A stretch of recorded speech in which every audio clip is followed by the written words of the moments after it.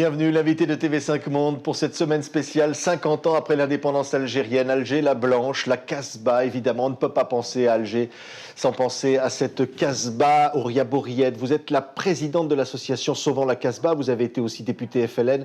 On est ici dans une des maisons historiques, ça a été le siège de la bataille d'Alger. Et cette maison, c'est toujours la vôtre aujourd'hui. Absolument, absolument. C'est une maison qui a été achetée par ma mère pendant la guerre. Elle a constitué un peu le quartier général de la bataille d'Alger. On a vu beaucoup de personnalités défiler donc, dans cette maison. Je me rappelle, étant très jeune, du capitaine, il était capitaine à l'époque, Schmitt. Je ne sais pas ce qu'il devient aujourd'hui.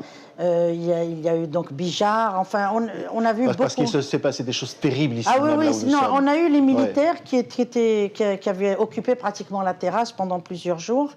On cherchait la cachette. Et la cachette, c'est un espace qui a été un peu conçu, un espace intelligent conçu par ma mère, puisqu'on était obligé de creuser pour enlever un peu la terre. Et comme on ne pouvait pas la sortir à l'extérieur, elle a été mise au niveau d'un kbo, d'un espace au niveau de la terrasse.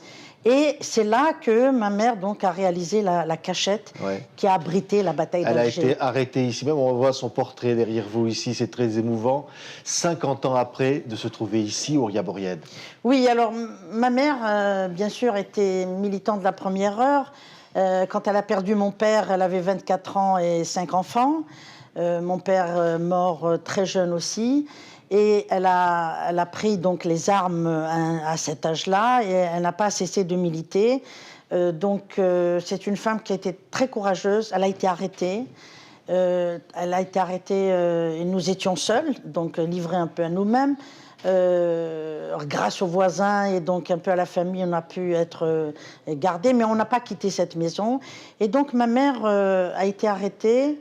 Et c'est un peu Germaine Tillon et toutes les femmes qui avaient crié au scandale à l'époque en France, toutes les manifestations qui ont dit que la France peut-elle prétendre être une nation civilisée alors que la plus jeune détenue au monde se trouve dans les prisons algériennes. Et c'était ma sœur. Ma sœur qui a fait ses premiers pas en prison, puisque ma mère a été relâchée, puisqu'il y a eu... Donc Germaine Tillon, c'est un souvenir donc, je n'oublierai jamais. Je me rappelle de Germaine Tillon dans cette pièce, elle est venue dans cette maison, et ma mère donc a été aussitôt relâchée dans un état lamentable. Elle a été torturée. Vous savez, quand on arrache un enfant du sein de sa mère pour aller la torturer et puis la ramener, donc le bébé, je pense que c'est quand même une chose quand même atroce. C'est une femme courageuse. Malheureusement, je pense qu'elle a été malade après l'indépendance, malade, et elle est morte donc très jeune, elle n'avait pas encore 60 ans. Ouria Bouried. C'est pour cela qu'il faut sauver la Casbah. Absolument. Puisque vous êtes la présidente de cette association. Oui. On voyait cette Casbah, par quoi elle est menacée aujourd'hui, classée au patrimoine de l'UNESCO. Ces lieux historiques risquent de disparaître. Vous savez, elle risque de disparaître, effectivement. Mais j'ai un lien très affectif avec la Casbah, parce que j'ai comme l'impression que l'âme de ma mère existe encore dans cette maison. Et de cette manière, je ne coupe pas le cordon ombilical avec ma mère. Donc cette Casbah que vous voyez a été classée en 1992 par l'UNESCO sur la liste du patrimoine mondial. Et depuis cette date, malheureusement, ce classement n'a pas permis, en fait, de freiner le phénomène de dégradation. Qu'est-ce qui se passe? Les maisons s'écroulent? Écoutez, les maisons s'écroulent, il n'y a pas de prise en charge réelle, il y a la fuite. Et il y a aussi le manque de responsabilité des propriétaires, je pense qu'il faut le dire. Mais je pense qu'il n'y a pas de stratégie d'intervention proprement parlée pour intervenir au niveau de la Casbah. La fameuse question que tout le monde se pose, en fait, c'est que veut-on faire de la Casbah? Je pense que c'est une simple question auxquelles les autorités de tutelle ont éludé très souvent.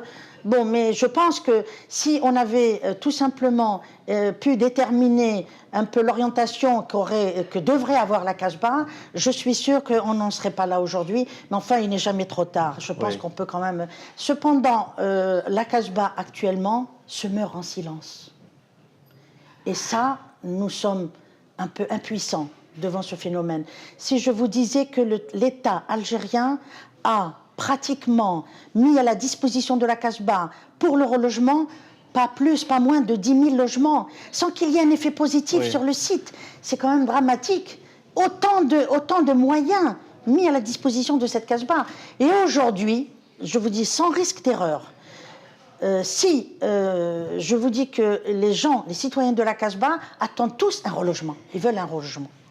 Donc, de ce fait-là, les propriétaires, les locataires, les squatters deviennent des sinistrés. Et quand vous êtes sinistré, automatiquement, vous avez un logement. En sachant que derrière cela, il y a démolition accidentelle et ou volontaire des lieux d'habitation. Donc, de ce point de vue-là, moi, je pense que la Casbah est prise en otage. Oui, et c'est dommage. C'est le risque. Pourtant, il y a des rêves, parce que 50 ans après, aujourd'hui, vous rêvez par exemple d'une ville du futur, pour reloger tous ceux qui pourraient revenir ici, en Algérie, 50 ans après. Ben écoutez, je rêve de cette ville, effectivement. Je rêve aussi d'abord de restaurer la Casbah. Oui. Je milite donc pour ça et je pense que je serai sans relâche.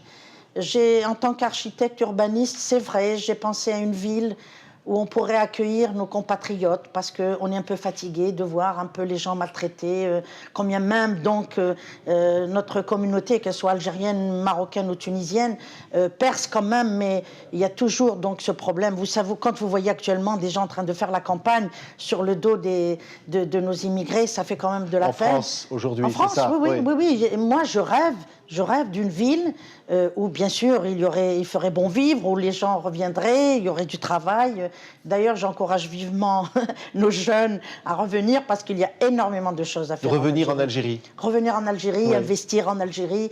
Moi, je pense que ce serait une bonne chose de commencer par nos compatriotes. S'ils ont donc des aptitudes, des capacités, je rêve donc de cette ville. Un jour, peut-être que je la dessinerai, cette ville. Oui. Je continue à rêver. Un mot, parce que notre rêve, et vous en avez beaucoup, Ria Bouriette, c'est les enfants.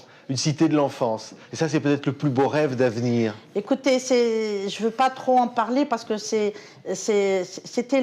me rappelle, on a eu les assises de l'architecture où le président Bouteflika est arrivé. Et là, on a parlé de la cité de l'enfance et il a sommé les responsables chargés donc de ce projet. C'est-à-dire c'est un projet pour accueillir tous les enfants. C'est un projet pour accueillir les enfants un peu abandonnés. Ouais. Ils errent encore dans les rues d'Alger.